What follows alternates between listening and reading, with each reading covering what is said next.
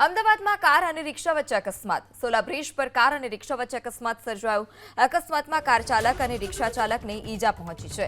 ત્યારે શા કારણે અકસ્માત સર્જાયો? રિક્ષા ચાલકની ભૂલ હતી કે કાર ચાલકની ભૂલ હતી તેને લઈ હજી સુધી કોઈ માહિતી સામે નથી આવી.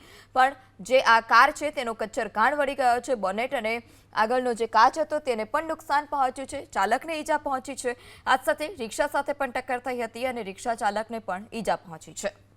ત્યારે કયા કારણોસર આ અકસ્માત સર્જાયો છે તેને લઈ કોઈ માહિતી હજી સુધી સામે નથી આવી.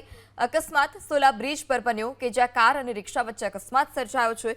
આ અકસ્માતમાં રિક્ષા ચાલક અને કાર ચાલક બંનેને સામાન્ય ઈજા પહોંચી છે. અમદાવાદમાં કાર અને રિક્ષા વચ્ચે અકસ્માત. સોલા બ્રિજ પર કાર અને રિક્ષા વચ્ચે અકસ્માત સર્જાયો. અકસ્માતમાં કાર ચાલક અને રિક્ષા ચાલકને ઈજા પહોંચી છે. ત્યારે શા કારણે અકસ્માત સર્જાયો? રિક્ષા ચાલકની ભૂલ હતી કે કાર ચાલકની ભૂલ હતી તેને લઈ હજી સુધી કોઈ માહિતી સામે નથી આવી. પણ જે આ કાર છે તેનો કચ્ચર ઘાણ વળી ગયો છે. બોનેટ અને આગળનો જે કાચ હતો તેને પણ નુકસાન પહોંચ્યું છે. ચાલકને ઈજા પહોંચી છે. આ સાથે રિક્ષા સાથે પણ ટક્કર થઈ હતી અને રિક્ષા ચાલકને પણ ઈજા પહોંચી છે.